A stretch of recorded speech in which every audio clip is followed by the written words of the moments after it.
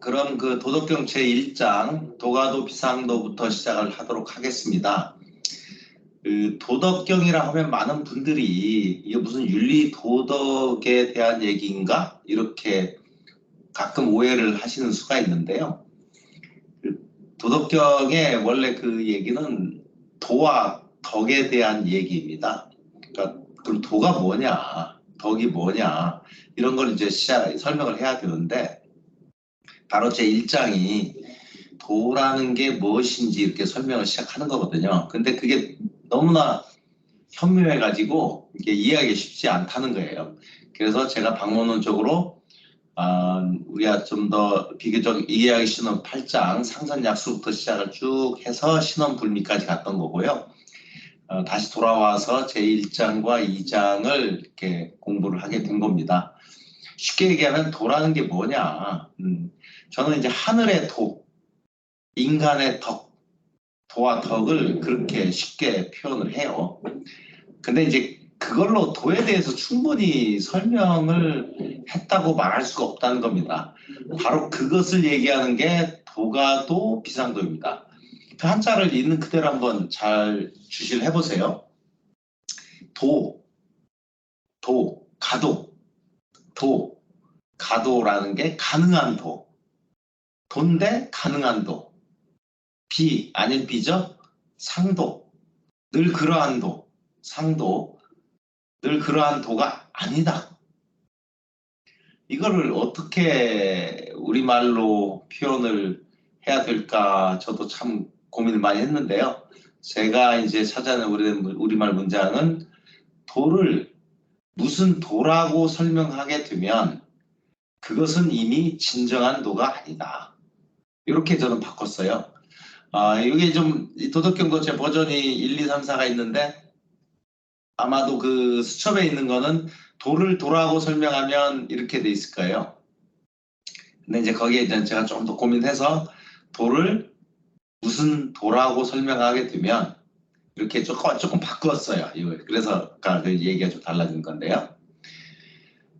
도라는 것은 한마디로 이렇게 쉽게 표현할 수 있는 게 아니다. 참 오묘한 거다. 그러니까 함부로 도에 대해서 여러 가지 얘기를 할 수 있지만 그게 도에 대한 전부라고 얘기하면 안 된다. 우리는 단지 장님이 코끼리 만지듯이 얘기할 수 있을 뿐이다. 뭐 그 정도로 이해하시면 될 것 같아요. 그리고 그 뒤에 이제 좀 더 그 부가적인 얘기가 명, 가명, 비상명. 명이라는 게 이름 명자잖아요. 그러니까 이름 어떤 사물에 이거는 뭐 코끼리야, 뭐 사자야 이런 식으로 이렇게 이름을 갖다 붙이면 그것은 진정한 이름이 아니다. 뭐 이렇게 혹은 그 이름이라고 할 수도 있고 명을 설명을 하면 내가 해설을 하면 그렇게도 생각해 볼 수 있어요. 저는 이제 그것을 우리말 표현으로는 그 어떤 사물이 무엇이죠? 이제 무엇에 이름을 지어 부르면 이미 그것은 진정한 이름이 아니다. 명가명, 비상명을 이렇게 했죠. 그래서 사실 도덕경에서 가장 많은 분들이 기억하는 문구가 바로 여기예요. 도가도, 비상도, 명가명, 비상명. 이건 아마 자연스럽게 여러분이 외우게 될 겁니다. 그 뒤에 이제 보면 무명 천지지시, 유명 만물지모. 그러니까 무명, 그러니까 이름이 없는 거, 혹은 없는 거, 무라는 거, 뭐 여러 가지로 이렇게 해석할 수 있네. 그거는 천지의 시작이다. 그다음 유명, 뭐 이름이 있는 거, 혹은 어떤 뭐 물질이 있는 거죠. 그거는 만물의 어머니다. 이제 그런 뜻이죠. 저는 그거를 이제 어떻게 번역을 했냐면 무명, 그것은 천지의 시작이고 유명, 그것은 만물의 어머니이다. 이 무명과 유명을 우리말로 풀어쓰기가 참 애매하더라고요. 차라리 이렇게 무명, 유명해서 여러분들이 많은 상상력을 발휘하게 하는 게 우리말 표현에도 낫지 않을까 이렇게 해서 제가 선택한 겁니다. 그 다음에 이제 뭐 고상무욕 이관 기묘, 상유욕 이관 기요. 그러므로 항상 욕심 없이 바라봐야 도의 오묘함이 보이고, 욕심을 가지고 바라보면 그 가장자리만을 보게 된다. 참 이것도 굉장히 오묘한 표현인데요. 뭔가 이렇게 내 도의 실체를 꼭 보고 말 거야. 난 저걸 발견할 거야. 라는 어떤 욕심을 가지고, 의지를 가지고 난 정말 저걸 보고 말 거야. 이렇게 보면 도의 가장자리밖에 못 본다는 거죠. 근데 내려놓고 마음속으로 눈을 감고 저게 뭘까 하고 이렇게 상상을 하면서 바라보면 이게 보일동말동 한다는 거죠.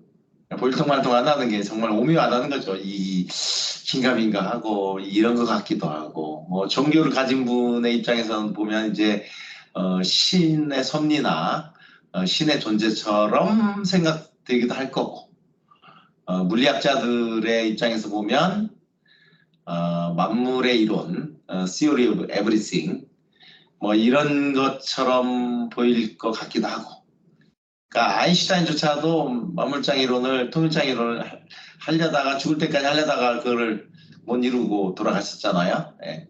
그러니까 이 우주에는 4개의 힘이 있다고 하는데 그 4개의 힘의 역학을 설명하는 하나의 방정식 장, 이거를 아직도 물리학자들은 못 구하고 있죠. 설명을 못 하고 있죠. 한 2~3개는 통합해 설명을 하는데 그 4개의 필드를 다 통일장애로 할 수 있는 이론은 아직 나와 있지 않죠. 그게 4개일지도 6개일지도 10개일지도 사실은 모르는 거죠. 요컨대 어떤 이런 우주 만물의 어떤 운행의 원리, 저는 영어로 그 바꿀 때는 그걸 또 Principle of Universe라고 해석을 했어요. 뭐 도라는 거니까 내가 이제 Principle of Universe 하면은 뭐 도의 어떤 한 모습을 표현한 건데 그게 상도냐, 진짜 그 도의 모습이냐, 그건 아니라는 거죠. 그런 어떤 하나의 면을 내가 표현을 했다 이거죠. 그러니까 도를 돌아보고 내가 프린시플 유니버스라 얘기했으면 그건 도의 어떤 물리적인 법칙의 한 면모만을 설명한 거지 진정한 전체 도의 모습은 아니다. 뭐 이렇게 여러분들이 받아들이시면 될 것 같아요. 차양, 자동, 추리, 이명, 동의, 지연, 현지, 우현, 중묘, 지문. 그런데 그 무와 유라는 게 이 둘은 같은 것으로 이름만 다르게 나타나는 것이다. 그러니까 우리가 이분법적으로 세상을 보면 있는 것과 없는 것, 유와 무 이렇게 이해를 하면 쉽잖아. 여기 사과가 있다? 없다. 그러니까 인간의 인지체계는 항상 이분법적이잖아요. 왼쪽, 오른쪽, 높고 낮고. 그래야 이거에 대해 뭔가 우리가 기술을 할 수 있는 거잖아요. 어떤 뭐 표현을 할 수 있는 거잖아요. 그래서 저는 인간의 인지 체계는 이분법적으로 굴러가게 돼 있다라고 생각하는 건데, 이게 무와 유도 마찬가지죠. 있는 것과 없는 것. 그런데 진짜 있는 게 있고 없는 게 없고 무와 유가 존재하는 건가? 뭐 이것도 막 헷갈리기 시작하죠. 그러니까 그걸 표현을 한 거예요. 이 무와 유, 이것은 근데 같은 거다. 무와 유는 다른 게 아니다. 같은 거다. 있기도 하고 없기도 한 거다. 단지 어떤 때는 네가 있다고 생각하고 어떤 때는 없다고 생각하는 거다. 그러니까 이런 식의 세계관은 그 양자역학을 세계하는 그 양자 중첩 이론 있죠. 이 2개가 합쳐져 있다. 그래서 실체는 그 2개가 합쳐져 있는 건데 어느 관측의 순간에 그게 플러스 마이너스로 나타난다. 그게 양자 중첩 이론이잖아요. 그래서 잘 보면 그 서양 과학의 어떤 지금 궁극의 원리로 물리학을 얘기할 수 있는 양자역학에서 밝힌 혹은 기술하는 이 물질관, 세계관, 우주관하고 이게 비슷해요. 그 둘은 같은 것으로 이름만 다르게 나타나는 것이다. 무와 유가 같다는 것은 참으로 현묘하다. 그것은 현묘하고 또 현묘하며 모든 현묘함이 시작하는 문이다. 이게 굉장히 철학적인 표현이에요. 쉽게 얘기하면 저는 그걸 불가지론이라고 얘기해요. 누가 저한테 신을 믿습니까? 이 우주를 믿습니까? 그러면은 저는 단지 모릅니다. 저는 불가지론자입니다. 저는 유신론자도 아니고 무신론자도 아니고 저는 단지 불가지론자일 뿐입니다. 이렇게 저는 선문답을 하는데요. 이 표현들이 좀 비슷하죠. 그래서 이미 BC 500년의 노자라는 성현은 그냥 이 사물의 현상을 귀납적으로 관찰하는 것만으로도 이런 표현을 했어요. 근데 서양과학 몇백 년의 역사에서 양자역학이라는 세계관이 나타났는데 그거하고 굉장히 유사하다는 거를 전 느낍니다. 이 도가도 비상도에서. 여러분들은 그런 느낌이 안 드시나요? 선생님, 일단 말씀 주신 것처럼 이게 거의 세계관에 해당하는 이야기인 것 같아요. 그래서 어쩌면은 이 세상을 뉴턴 관점에서 다 결정된 어떤 모든 게 다 분석 가능하고 되게 정답이 있다라고 세상을 또 보는 눈에서 이렇게 비즈니스나 이런 삶을 살아가는 분하고 지금 이제 회장님께서 설명해 주신 이런 도의 관점에서 이 세상을 사는 분하고는 굉장히 다른 삶과 이 비즈니스를 해나갈 것 같다는 생각이 들거든요. 그래서 어쩌면은 굉장히 좀 동양적 사고로 봤을 땐 저도 실은 이게 뭐 이해가 절대 안 된다라는 건 아니고 그냥 끄덕끄덕하게 되는 것도 있는 것 같은데 실은 이런 관점에서 이 경영을 하거나 비즈니스를 하는 분하고 또 이거와 다른 비즈니스관이나 세계관을 갖고 있는 분하고 이렇게 같이 만나서 이야기를 하거나 이렇게 사업을 하게 되면은 굉장히 또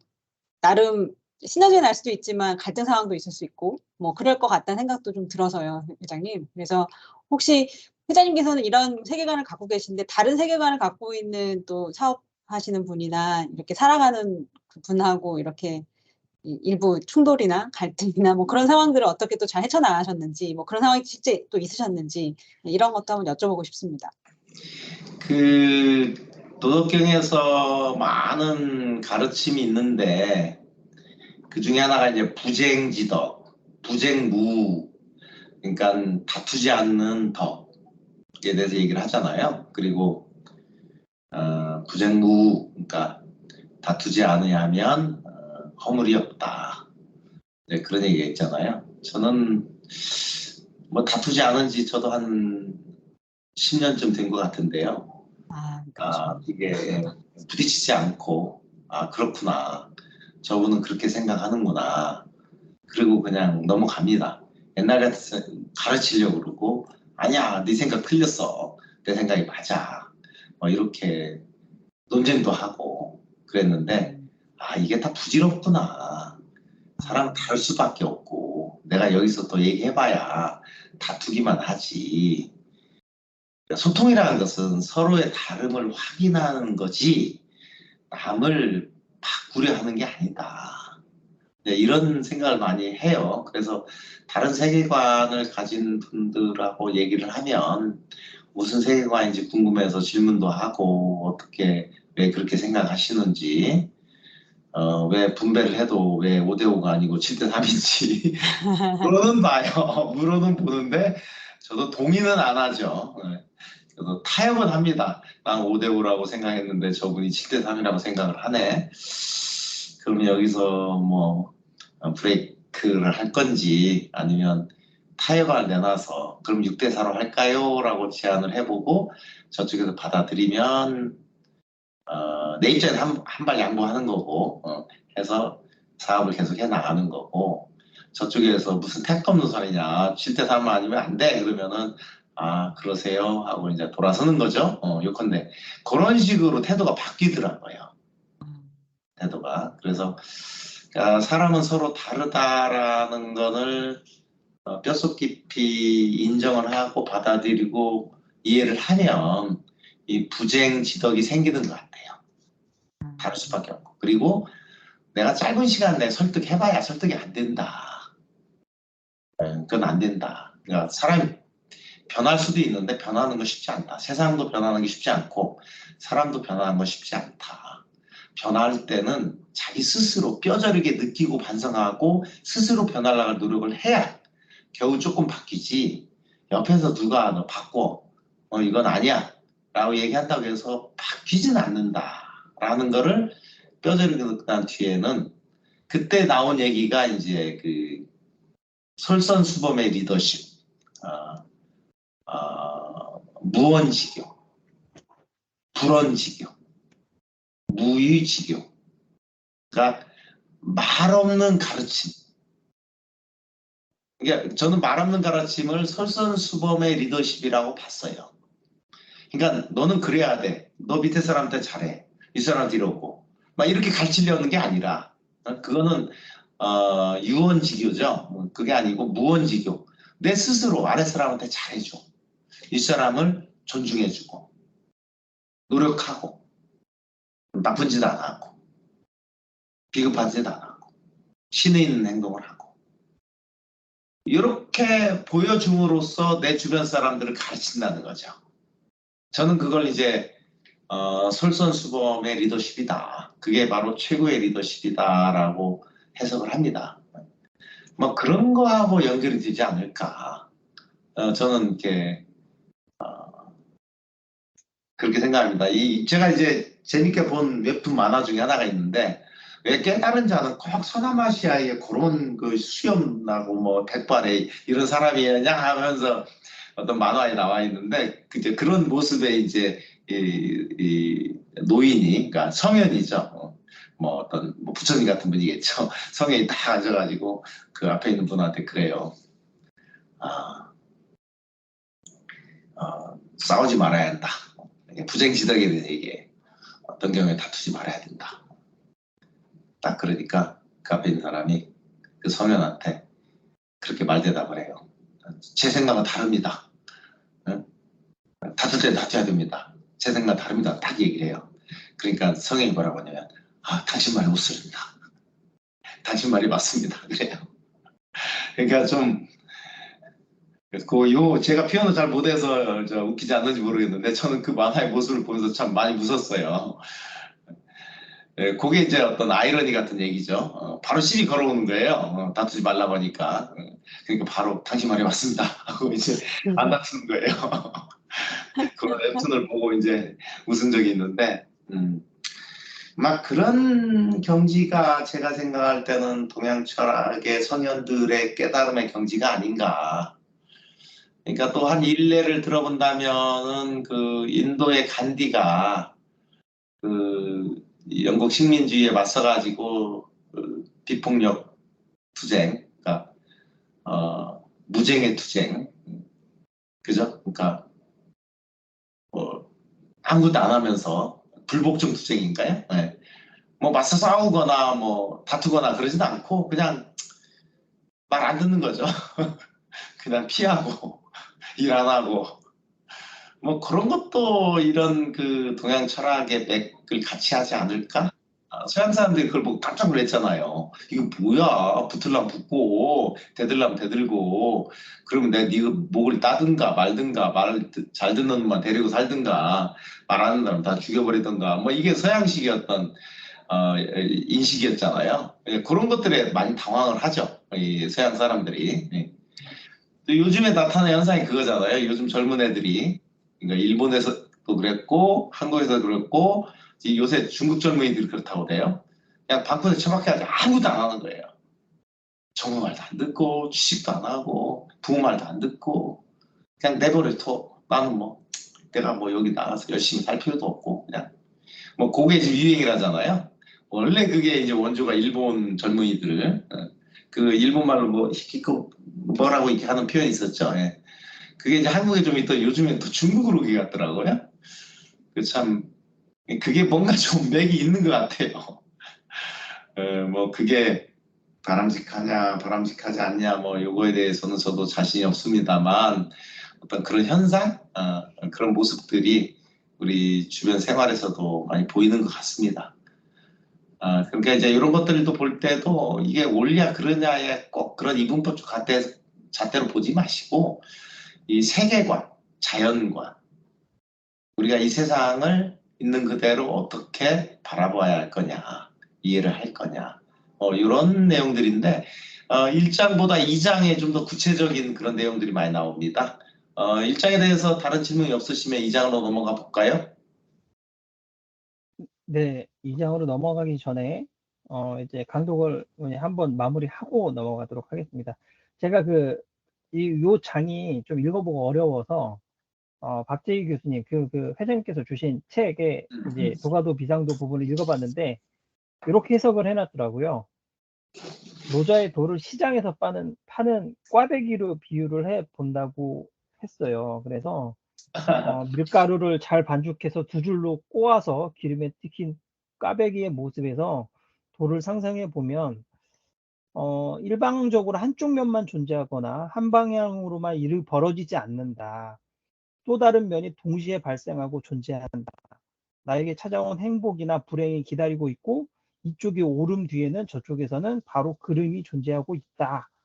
그래서 아까 이제 양자역학도 말씀을 해주셨던 것 같고요. 그래서 내가 이렇게 이것이 옳은 도다라고 얘기를 해도 그것은 그렇게 옳은 도라고 얘기를 했을 때 진정한 도가 아니다. 항상 옳은 게 있으면 그른 게 다른 측면에 있다. 이런 뜻으로 저는 받아들였습니다. 되게 어려운 양자역학의 과학적 세계관 플러스 그다음에 또 도의 세계관이었던 것 같습니다. 그러면 회장님께서 해석해 주신 것도 좋고요. 박재희 교수님이 해석해 주신 것도 좋고요. 마지막으로 이렇게 한번 쭉 다시 한번 되뇌어 보면서 2장으로 넘어가도록 하겠습니다. 네. 도가도 비상도. 도를 무슨 도라고 설명하게 되면 그것은 이미 진정한 도가 아니다. 무엇의 이름을 지어 부르면 이미 그것은 진정한 이름이 아니다. 우명. 그것은 천지의 시작이고 유명. 그것은 만물의 어머니이다. 그러므로 항상 욕심 없이 바라봐야 도의 우매함이 보이고 욕심을 가지고 바라보면 그 가장자리만을 보게 된다. 그런데 무와 유, 그 둘은 같은 것으로 이름만 다르게 나타나는 것이다. 무와 유가 같다는 것은 참으로 현묘하다. 그것은 현묘하고 또 현묘하며 모든 현묘함이 시작되는 운이다. 네, 고맙습니다. 네, 다음 장으로 넘어가도록 하겠습니다. 또 다른 이제 세계관을 얻으셨으리라고 생각이 들고요. 다음은 2장 천하, 계지, 미지, 위미라는 의미의 챕터입니다. 네. 천하, 계지, 미지, 위지, 위미. 천하의 모두가 아는 미가 미이기도 하지만 그것은 추이기도 하다. 모두가 아는 선도 선이기도 하지만 그것은 선이 아니기도 하다.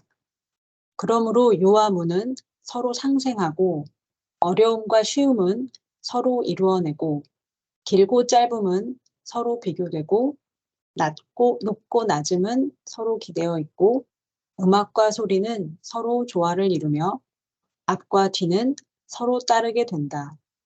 그래서 성인은 무의로서 일을 실행하고 말없는 가르침을 실행한다. 또한 만물이 자라나도 간섭하지 아니하고 생겨나도 소유하지 아니하고 미해도 대우받지 아니하고 이루어도 공치사에 머무르지 않는다. 공치사에 머무르지 않기에 사라지지 않는 것이다. 네, 예. 고맙습니다. 그 2장의 천하계지미 지미 요게 이제 그 앞장에 이어서 도덕경의 세계관을 이제 구체적으로 풀어낸 겁니다. 그러니까 천하의 모든 지미 지유미.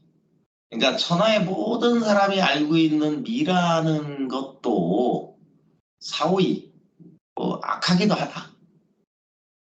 그러니까 천하의 모두가 아는 미가 미이기도 하지만 그것은 추이기도 하다.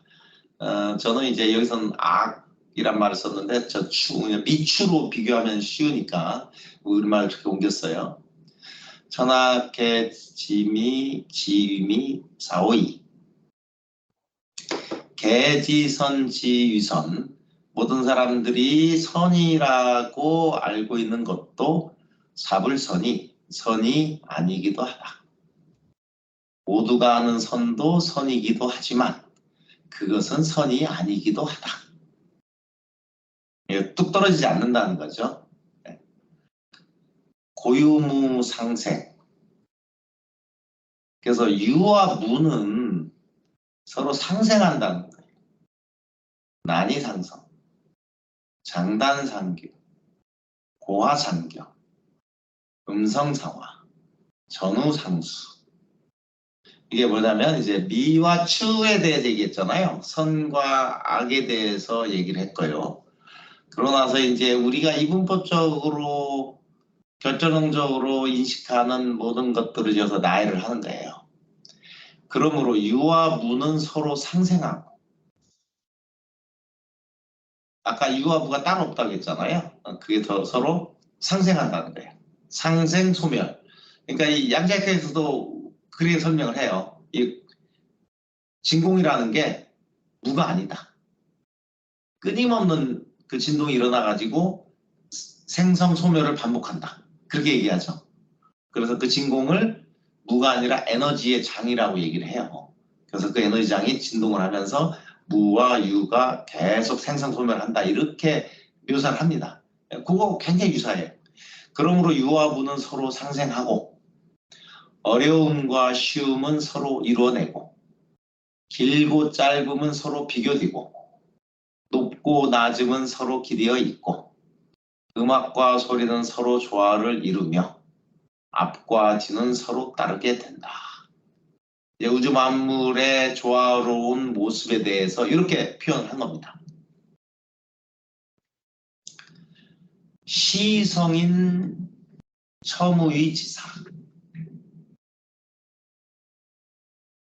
그래서 성인은 무의로서 일을 실행하고 말 없는 가르침을 실행한다.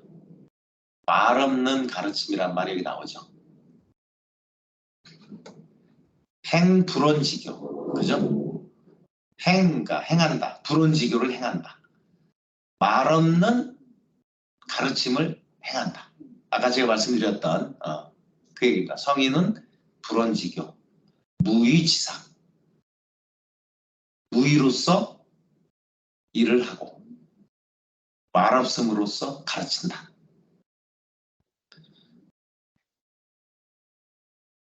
만물 작은 이 불사, 생이부류, 유이부시. 또한 만물이 자라나도 간섭하지 아니하고, 뭔가 만물을 자라나게 했지만 만물 자라나는 것에 대해서 간섭하지 않는다는 얘기예요. 생이불류, 생겨나도 소유하지 않고, 유이부시, 유해주지만 대우받으려 하지 아니하고, 공성이 물거, 공을 이루어도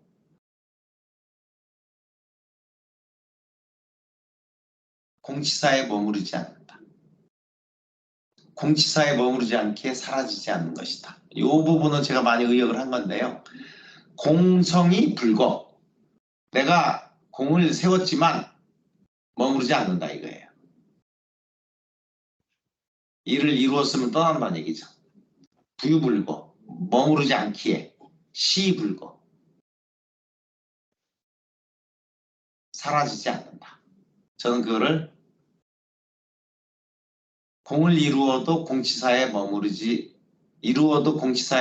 않는다. 공치사에 머무르지 않기에 사라지지 않는 것이다. 이렇게 제가 우리말로 잘 알아듣게 번역을 해놨습니다. 어떠세요? 여러분들은 어떻게 이거를 우리말로 번역을 하고 싶어요? 생이 분류, 나을생, 소유하지 않는다 이거죠. 그러니까 이 부모 자식 간의 문제도 이렇게 설명할 수 있는데, 우리 포유류는 특히 인간은 모성애의 노예라 할 정도로 집착을 하죠. 내가 낳은 아들, 딸에 대해서 다 잘해주고 싶고 최고로 만들려고 하고, 나중에 십자가가 살아도 막 간섭하려고 하고 막 유해주려고 하고, 그게 너무 지나쳐가지고 우리 사회 문제가 되고 있죠. 그 결과는 그 문화를 거부한 젊은 사람들은 결혼하지 않으려 하고 애를 낳지 않으려 하고, 저는 지나친 어떤 그 생이 유의 결과가 아닌가 싶어요. 그래서 이제 생이 분류, 비록 내가 낳은 자식이지만, 내가 성공시킨 프로젝트지만 이게 내 거라고 주장하지 않고 공치사하지 않고 생이 분류, 굉장한 가르침이라고 저는 생각을 하거든요.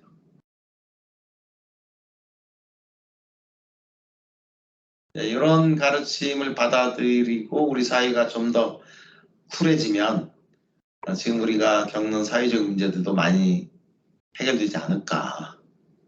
지나치게 이제 하나의 패밀리로 이렇게 얽히고, 그게 너무 부담스러워서 현대 문명과 충돌이 일어나면서 현대 문명이라는 게 좀 더 개인주의적이고 이기적인 모습을 흘러가는데, 어떤 이 구속의 울타리가 너무, 그게 회사의 형태든 나라의 형태든 가족의 형태든 커뮤니티 형태든 너무 이게 지나치면 그 구속감 때문에 그게 깨져버리는 그런 역설적 현상이 벌어지잖아요. 그러니까 좀 더 느슨하게 서로 간섭하지 않고 내버려 두고 자유롭게 자라나게 하고, 도와주지만 공치사하지 않고 대우받으려 하지 않고, 이런 마음가짐이면 좀 더 우리 사이가 더 편해지지 않을까, 그런 생각이 저는 듭니다. 여러분들 생각은 어떠세요? 예, 여기 이제, 저는 여기 써 있는 것 중에 말 없는 가르침을 실행한다. 이게 가장 힘든 것 같아요. 그렇죠. 지금 뭐 여러 가지 이제 일을 하는 데 있어서 이제 밑에 부하 직원도 질문도 많이 하고, 더 리딩해야 될 것도 있긴 한데, 너무, 말을 제가 많이 하게 되지 않는가. 라는 반성이 저녁 때쯤 생깁니다, 항상. 그래서 아이, 그게 참 말을 어렵습니다. 해야죠. 가르치면 말은 해야 하는데, 예. Q&A 하는데 Q가 있는데 A가 없으면 안 되죠. 말을 해야 되는데 이제 좀 더 극단적으로 이제 불언지교 이렇게 했는데, 그러면 진짜 입 딱 닫고 있어야 되냐?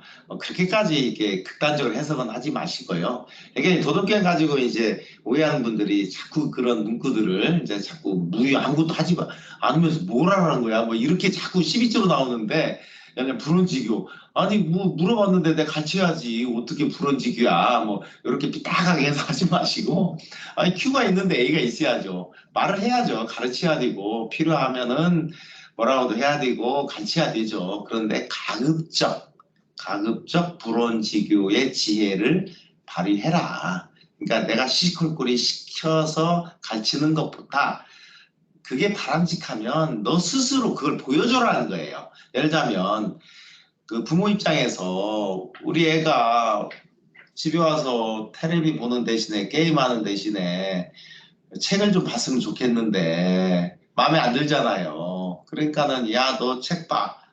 텔레비 보지 말고 책 봐. 게임하지 말고 책 봐. 막 이런 식의, 이게 이제 그 불언지교의 반대고요.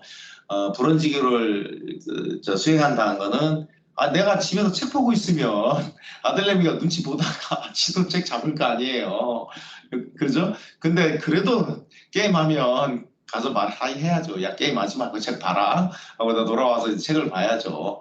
뭐 요 정도 센스가 아닐까 싶어요. 그러니까 거기 가풍이 공부하는 분위기고 게임 안 하는 분위기고 텔레비 적게 보고 그런 분위기인데, 애들이 자연스럽게 거기에 녹아들지 않겠어요? 그런 습관을 갖게 되고 그게 저는 솔선수범의 리더십이라고 보고요. 불원지교에 가까운 모습이다. 이렇게 해석을 하고 싶어요. 그 직장 내에서도 마찬가지죠. 기본이 안 된 사람한테는 어떤 매뉴얼도 주고 이럴 때는 이렇게 해라 하고 이제 경험도 얘기해주고 반드시 해야겠죠. 근데 이제 너무 시시콜콜이 간섭하지 마라. 잘 하고 있는데 그걸 못 믿어가지고 옆에 가서 쳐다보면서 간섭하고 그 만기칠람 하고 그런 식으로 하지 말라는 뜻이지. 도와주지 말고 가르쳐주지 말고 이끌어주지 말고 그런 뜻은 아닌 것 같아요. 저는 그렇게 해석을 합니다. 아, 예. 저도 그렇게 저도 이해가 되는데, 제가 좀 지나치게 하는 게 아닌가라는 생각이 들 때가 가끔씩 있어서 반성을 하고 있습니다. 요즘. 그거는 뭐 우리 모두를 포함해서 다 그렇지 않을까요? 이제 욕심이 앞서고 그죠? 그걸 못 예. 참고 이제 그게 이제 돌을 닦아가는 과정이라고 저는 생각을 해요. 뭐 잘못되면 짜증도 나고 화도 나고 근데 제가 그 도의 경지에 이르면 짜증이 나지 않고 화가 나지 않는 경지에 이른다고 그랬잖아요. 어떤 세계관을 갖게 되고 어느 경지에 이르면은 아 그렇구나 하고 그냥 넘어가지 거기에 대해서 일일비 안 하고 그 화내거나 이 감정이 흔들리거나 이제 좀 어떤 경계에 이른 분들은 차분하잖아요. 옆에 폭탄이 터져도 그냥 누나 깜짝 안 하잖아요. 청용약경이라는 그 전에 그 가르침도 있었고 뭐 그런 것들이 쌓여서 어떤 성인의 경지에 이르는 게 아닐까 이 도덕경의 가르침에 수준이 되지 않을까 저는 그렇게 생각을 합니다. 예, 알겠습니다.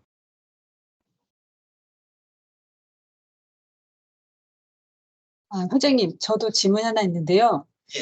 그 처음에 말씀 주실 때 1, 2장은 좀 나중에 읽었으면 좋겠다라고 이제 좀 가이드를 주셨는데 예.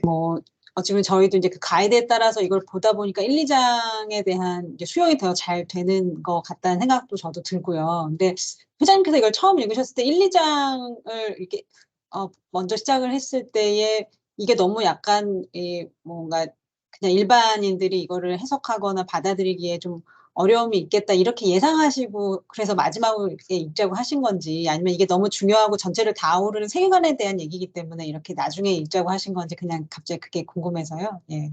전자가 맞습니다. 저도 아. 처음에 1, 2장 읽었을 때는 긴가민가해서 이게 무슨 소리지? 뭐라는 거야? 뭐 이런 느낌이었는데 신원불미까지 쭉 읽고 나서 다시 읽으니까 이게 일단 인트로덕션으로 도에 대해서 묘사를 한 거구나. 근데 처음에 아무것도 느낌이 없는 상태에서 도에 대해 설명을 들으면 무슨 소리야? 그러니까 고수와 하수와 중수가 있다고 그랬잖아요. 중수는 긴가민가 한다고 그랬잖아요. 제가 딱 중수였던 것 같아요. 처음에 딱 어떤 그 긍정적인 시각을 가지고 바라보면서 도덕경을 공부를 시작했는데 그럼에도 불구하고 긴가민가 하더라고요. 이게 무슨 소리야? 무슨 헛소리야? 내가 하수 있어요. 헛소리야 이런 생각도 들고 긴가민가 하기도 하고 그 다음에 이제 어느 정도 가서 청량약경이나 상선약수다 이런 걸 쭉 보면서 맞아 그런 거야 세상이 그런 거지 이건 정말 훌륭한 얘기다 라고 막 그 집중을 하기 시작하면서 제가 이제 고수가 돼가는 거죠.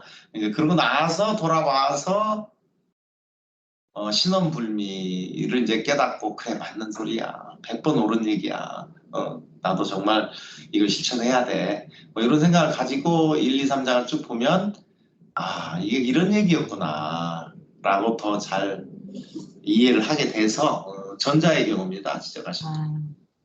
네. 감사합니다. 자 그러면 진도 계속 나갈까요? 또 4장 추가해 주신 게 있어가지고 가능한 그 4장을 제가 쭉 훑어보도록 하겠습니다. 그 자료 제가 수정해서 보내드린 거 있죠? 네네, 알겠습니다. 예, 그 전에 우리가 한번 2장 다시 한번 천천히 한번 읽어보고 넘어가도록 하겠습니다. 네, 안녕하세요. 천하의 짐이 지위미 천하의 모두가 아는 미가 미이기도 하지만 그것은 추이기도 하다. 모두가 아는 선도 선이기도 하지만 그것은 선이 아니기도 하다. 그러므로 유와 무는 서로 상생하고 어려움과 쉬움은 서로 이루어내고 길고 짧음은 서로 비교되고 높고 낮음은 서로 기대어 있고 음악과 소리는 서로 조화를 이루며 앞과 뒤는 서로 따르게 된다. 그래서 성인은 무의로서 일을 실행하고 말없는 가르침을 실행한다. 또한 만물이 자라나도 간섭하지 아니하고 생겨나도 소유하지 아니하고 위해도 대우받지 아니하고 이루어도 공치사에 머무르지 않는다. 공치사에 머무르지 않기에 사라지지 않는 것이다. 이상입니다. 네, 고맙습니다. 여기 회장님께서 네. 넘어가기 전에 제가 한마디 더 추가하고 싶은 거는 이게 세계관의 충돌이 있을 수 있는 표현이기 때문에요. 예를 들면 이 세상에 선과 악이 따로 없다. 미어추가 따로 없고 옳고 그른 게 어딨냐. 이런 얘기를 하잖아요. 그러니까 누군가 이게 옳다라고 주장하면은 그게 옳다고 생각하는 네 생각이 있는 거지 그게 옳은 건 아니다. 이제 그런 표현 저도 잘 쓰는데, 그러니까 이제 제가 이제 가끔 써먹는 말 중에 이 세상에는 세 가지가 없다. 비밀이 없고, 공짜가 없고, 상식이 없다. 이런 얘기를 하는데, 비밀이 없다. 뭐, 또 그럴 것 같아. 대충 동의할 수 있는 얘기고, 공짜가 없다. 그래, 세상에 알고 보면 공짜가 없어. 그러니까 쉽게 받아들일 수 있는 얘기잖아요. 예. 그러니까 이제 그 얘기는 진짜 있다 없다를 얘기하려는 게 아니라 그런 생각으로 그런 마음가짐으로 세상을 보고 살아라 그런 뜻이잖아요. 비밀이 없으니까 항상 남이 안다고 생각하고 행동하고 해라 말하고 행동하라 이런 얘기잖아요. 그리고 그 공짜가 없다는 거는 공짜 좋아하지 않는 사람이 어디 있어요. 저도 공짜 좋아해요. 근데 진정한 공짜는 없다. 항상 기브 앤 테이크를 해야 된다. 조그만 거라도 이렇게 그런 마음가짐 살아라 이런 교육인데 상식이 없다 하면은 진짜 상식이 없어. 여기 10사람 모아놓고 이게 맞다고 하면은 그게 상식이지. 상식이 없는 네가 무식한 거지. 뭐 이렇게 다들 싸우잖아요. 네. 저는 상식이 없다라고 얘기를 하거든요. 그러니까 그럼 뭐가 있는 건데요? 하면은 그게 상식이라고 생각하는 네 생각이 있는 거다. 이렇게 얘기를 해서 싸움을 피해요. 부정지덕을 실현하는데 그럼 누가 옳고 그른 걸 얘기하잖아요. 이건 틀렸어. 이게 맞는 거야. 이게 정의로운 거야. 이 세상은 정말 나빠. 뭐 이렇게 생각 탓하고 정부 탓하고 그러면 저는 그래요. 이 세상에 정의가 어딨냐. 그게 정의라고 생각한 네 생각이 있는 거다. 이렇게 얘기하고 넘어가거든요. 그러니까 서로 다르다는 거죠. 이게 상식이다, 이게 정의다, 이게 선이다, 이게 악이다, 이게 미다, 이게 추다 라고 생각하는 각자의 서로 다른 생각은 있어요. 근데 그게 선이고 그게 악이다 라고 우기지 말아라. 상대의 생각을 바꾸려고 하지 말아라. 당신이 이해하지 못하는 경로를 통해서 저 사람은 저게 선이라고 생각하게 된다. 그걸 인정하고 받아들여라. 그게 싫으면 안 만나고 안 부딪히면 된다. 손절하면 된다. 자기하고 결이 안 맞는 사람하고 왜 부딪히고 있어요? 물론 손절할 수 없는 막다른 지경에 있는 사람들이 너무나도 많죠. 자기 상사. 어떻게 자기 상사를 손절하고 살아요? 그죠? 그래서 회사를 떠날 때 제가 조직 문화에 대해 강조한 이유가 회사를 떠날 때 물어보면 난 이 회사가 싫어 떠나는 게 아니다. 이 회사의 복지나 연봉이 작아서 불만이 있어 떠나는 것도 아니다. 단지 저 상사가 싫어서 떠난다. 이런 얘기를 해요. 요즘에 굉장히 만연돼 있어요. 그게. 제가 조직 관리하는 데 있어서 제일 원칙으로 이 얘기를 항상 인사담당 임원한테 하거든요. 우리가 더 많은 자원을 투여할 필요가 없다. 조직 문화만 개선해도 가장 많은 원인, 난 저 상사가 싫어서 떠납니다. 이것만 제거해도 이 조직은 건강해질 수 있다. 이 얘기를 많이 하거든요. 그런 것들을 좀 생각해 보시면 될 것 같아요. 바로 그게 꼰대 문화죠. 이 꼰대가 조직을 망치는 거죠. 그래서 그런 꼰대 문화를 어떻게 척결할까, 없앨까. 특히 요즘 MZ세대들하고 일하려면 이 부분이 굉장히 예민합니다.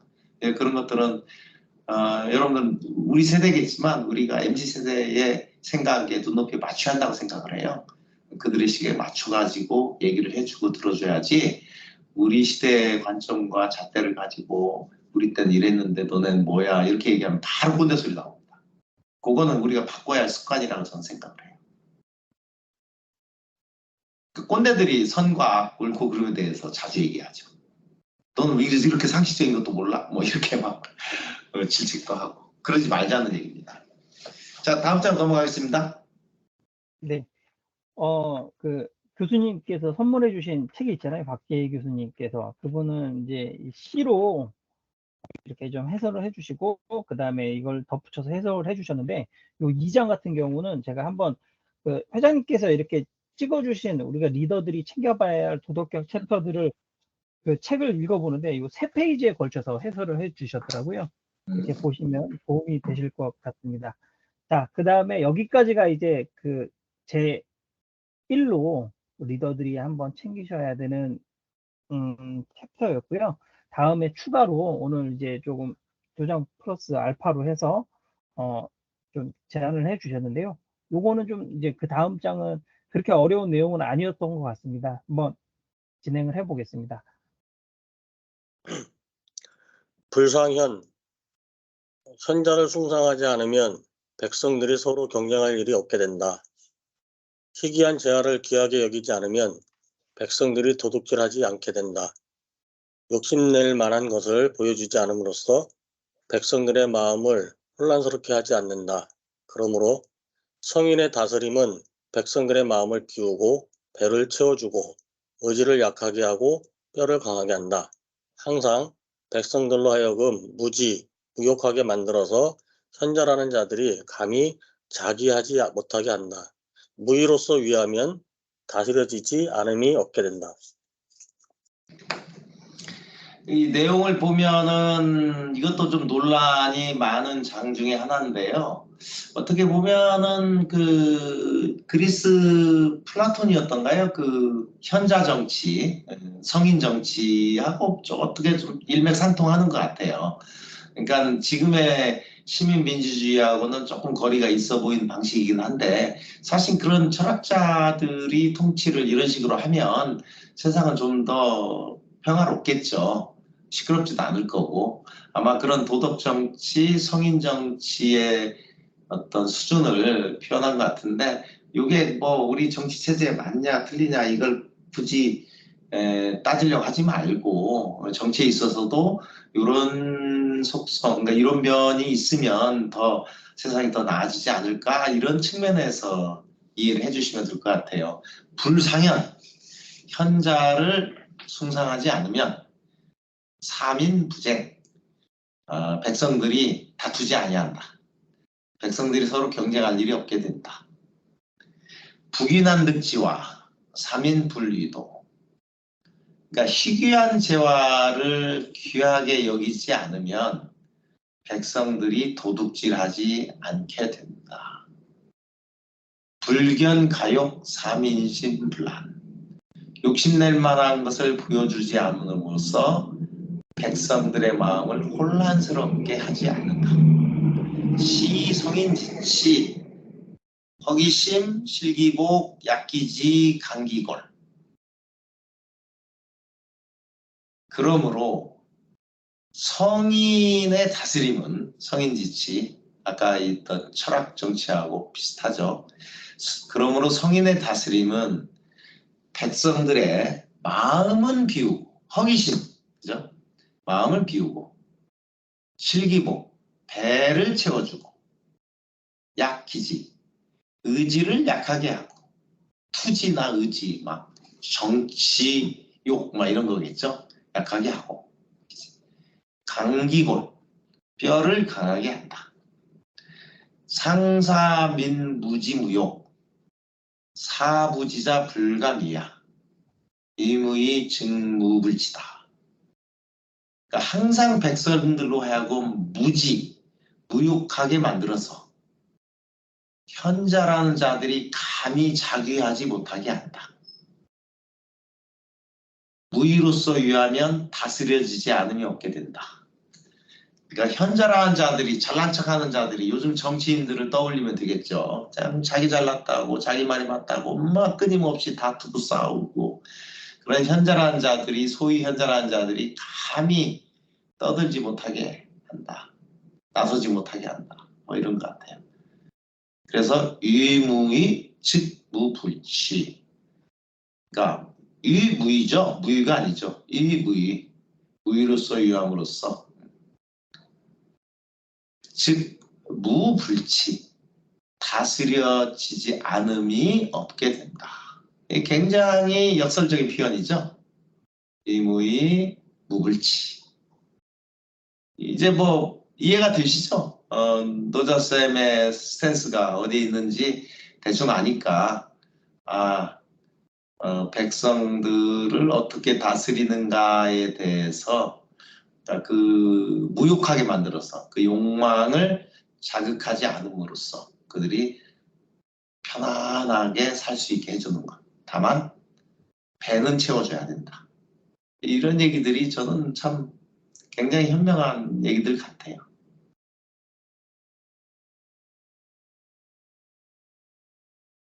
네, 뭐 이게 현실 정치에 그대로 뭐 적용할 수 있니 없니 그런 논쟁은 별 의미가 없는 것 같고요. 어떤 그 나라와 정치와 백성들의 삶에 대해서 어떤 관점에서 접근하는 게 좋겠다. 서로 막 갈라치기 하고 경쟁을 시키고 내 편 만들기 하고 저쪽 편 공격하고 그럼으로써 자기 정치적 이득을 얻고 자기 표를 얻고 요즘 정치 보면 이런 모습하고는 전혀 다른 모습이잖아요. 그거를 경계하는 가르침이 아닌가 그런 생각이 듭니다. 어떠세요?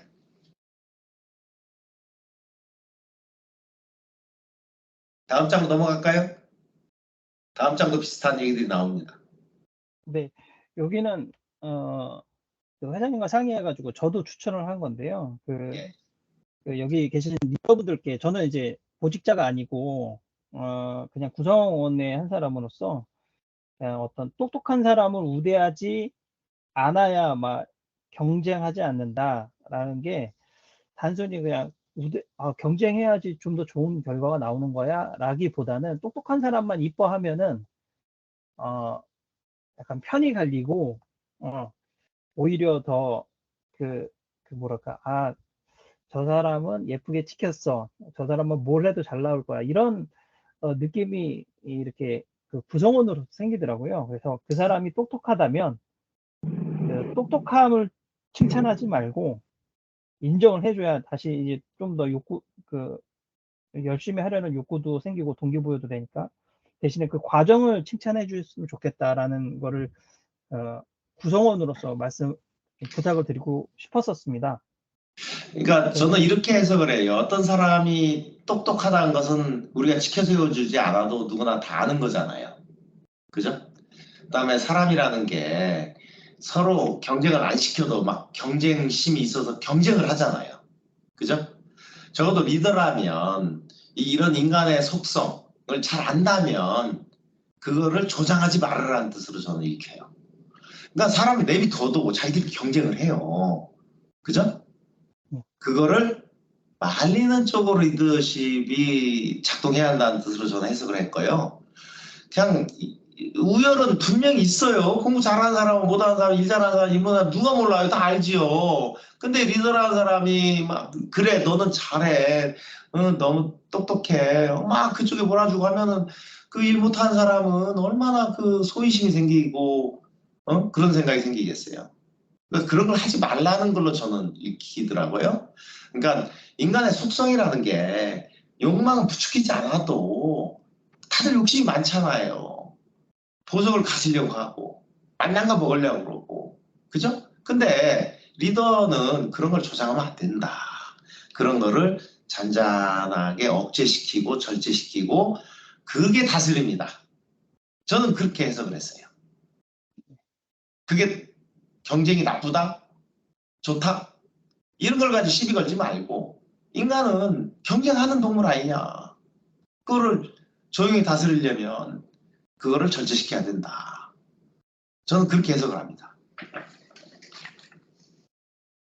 네. 자, 다음 장으로 넘어갈까요? 시간상 네. 빨리빨리 넘어갑시다. 네. 그러니까 이 제19장 절성기지도 앞에 설명한 불성현하고 유사한 얘기인데요.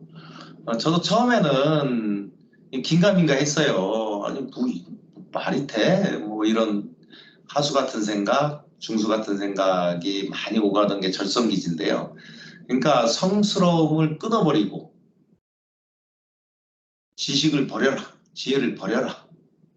뭐 이런 얘기잖아요. 우리가 육아에서 교육받던 거하고는 좀 완전히 다른 얘기 아니에요. 응? 성인이 되려고 노력을 해야 되고 항상 공부를 갈고 닦아야 되고요. 그죠? 지혜로운 건 좋은 거고. 근데 여기서는 굉장히 네거티브한 얘기를 하지 않습니까? 절성기지. 근데 저는 지금은 이 말을 왜 하는지 이해를 합니다. 아, 그렇구나. 결국 지식이라는 것은, 지혜롭다는 것은 날카로운 칼처럼 잘못 쓰이면 해로운 거구나. 전 똑똑한 사람 별로 안 좋아해요. 착한 사람 좋아하지. 날카로운 칼 별로 안 좋아해요. 적당히 무딘 칼을 좋아하지. 그런 것 같아요. 이 살면서 그 칼에 대인 기억, 경험, 아, 예리한 게 꼭 좋은 게 아니구나. 남을 쉽게 해하기도 하고 나를 상처내기도 하고 조심해야 한다. 어느 경지에 이르지 않으면 그가 갖고 있는 지식이나 경험도 유해한 거구나. 무익한 거구나. 그런 깨달음을 얻었어요. 그래서 이 절성기지란 말이 참 이제 이해가 된다. 이게 지금 밀리백배라는 말이 나오거든요. 그러니까 이제 성인들의 얘기를 하는 게 아니고요. 일반적인 사람들에 대한 얘기 같아요. 수양이 덜 된 사람들, 일반 평균적인 사람들에 대한 얘기 같아요. 절성기지 밀리백배. 성스러움을 없애고 지식을 버리면 백성들이 100배 이루어질 것이다. 저인기의 민복효자. 인을 없애고 을을 버리면 백성들은 다시 효성스럽고 자유로워질 것이다. 그러니까 육아에서 얘기한 거하고 정반대 얘기를 하고 있죠. 절교길이 도적무유. 기교를 없애고 이익을 버리게 하면 도적들이 사라질 것이다. 차3자 이위문 부족. 그런데 이 세 가지 문장으로는 충분하지 않다. 고영유 수속 견소 포박 소사과요. 그리하여 필요한 말을 더 말한다면 항상 소박한 마음을 견지하고 사사로움과 욕심을 적게 하고 줄여야 한다. 그러니까 그걸로 충분치 않고 항상 소박한 마음을 견지해라. 소박하게 살아라. 그리고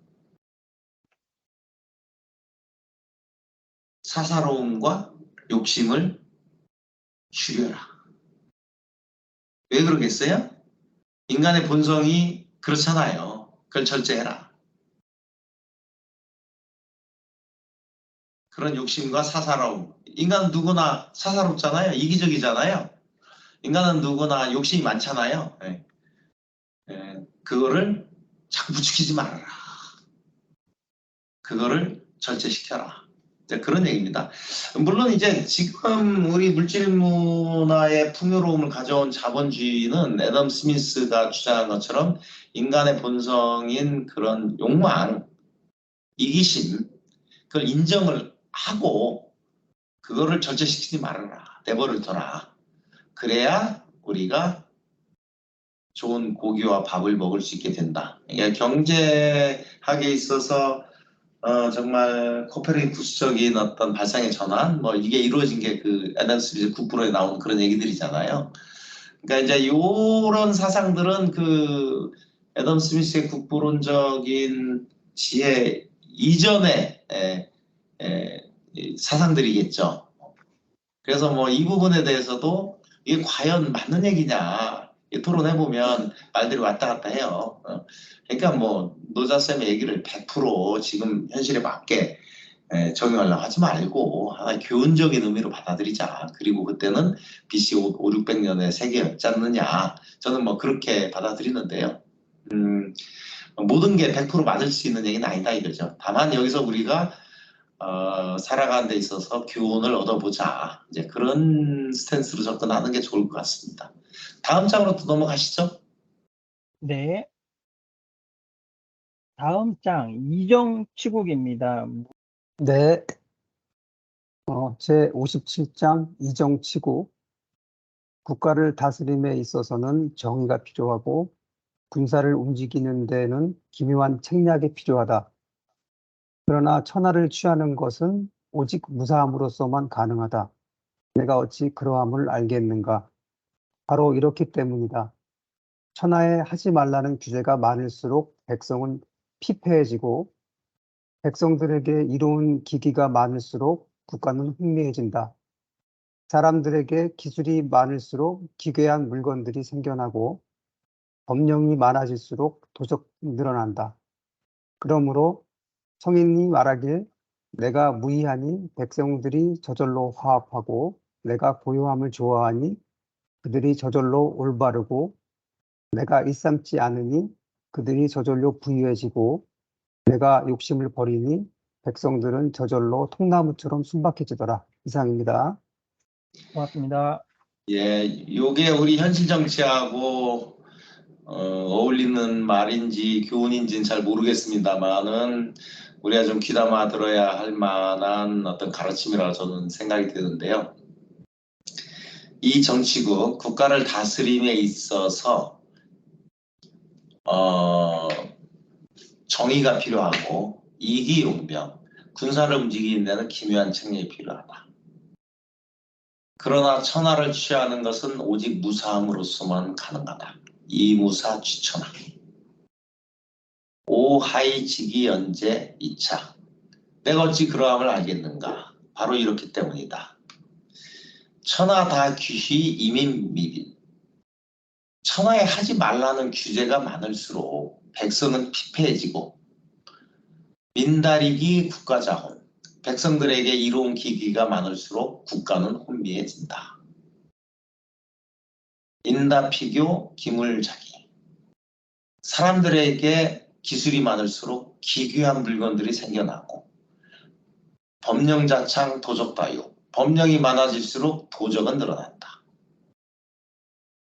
고성인은 아무의 이민자화. 아호정 이민자정. 아무사 이민자부. 아무욕 이민자바.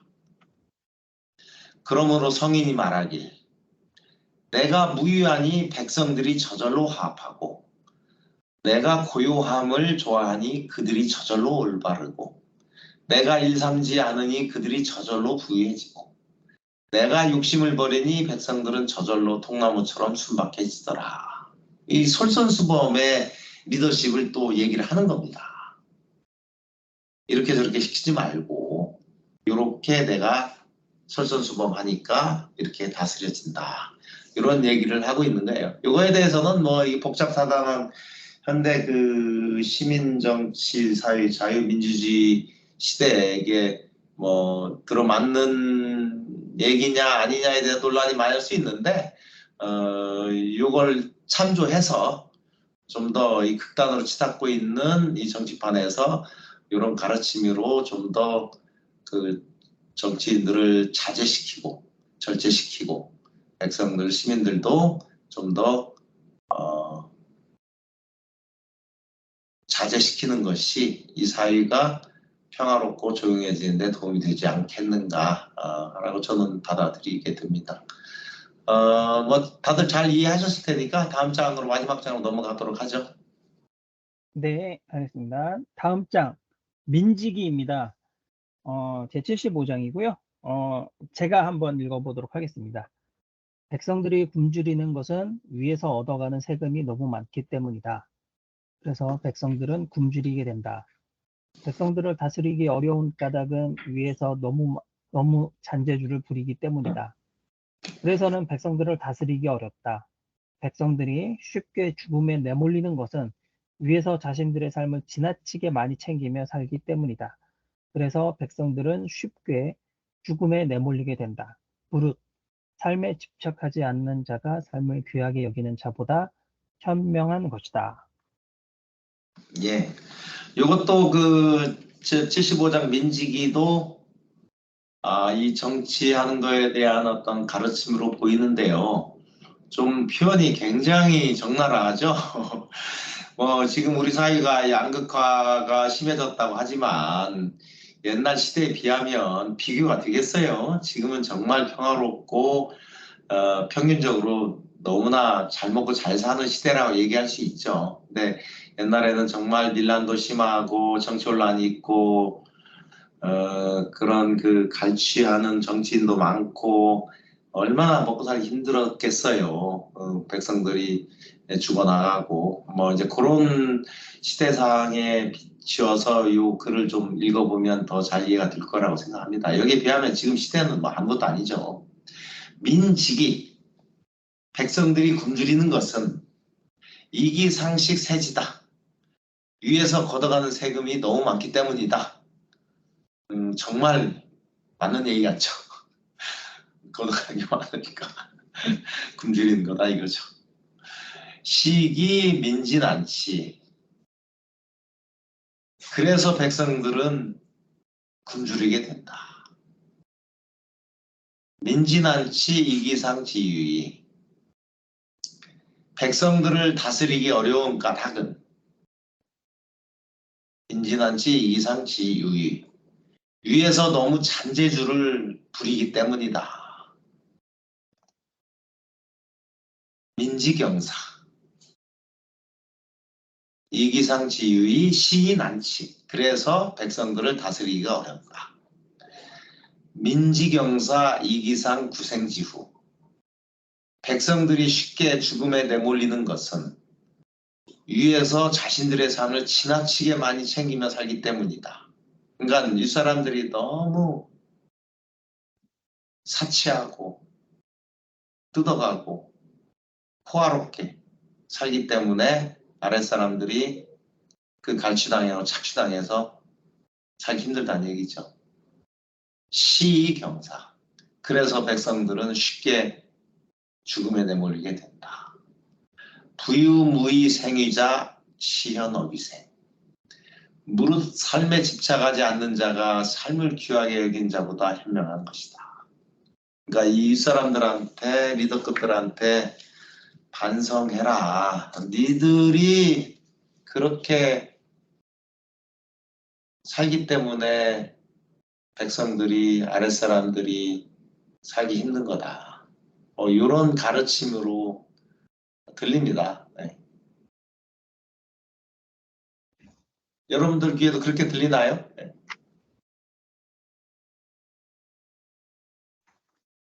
근데 요 추가된 4개 장은 어느 분들이 추천해서 제가 이제 추가하면서 보니까 4개 장이 내용이 비슷하더라고요. 왜냐면 윗사람 욕하는 얘기들이에요. 좀 잘해라. 그래서 좀 평소에 서름을 많이 조직해서 봤던 분들이 이거를 뽑지 않았나 이렇게 생각이 들었거든요. 저도 뜨끔했습니다. 어떻게 일관되게 윗사람들 욕하는 이런 거를 뽑았을까.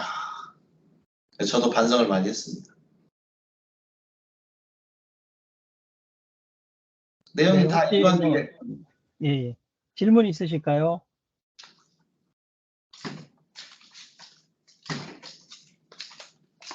그러면은 이제 시간이 돼가지고 정리를 하는데 이게 이제 제가 이제 추천도 하고 이렇게 했는데 그 노자께서 이렇게 무위를 강조를 하시잖아요.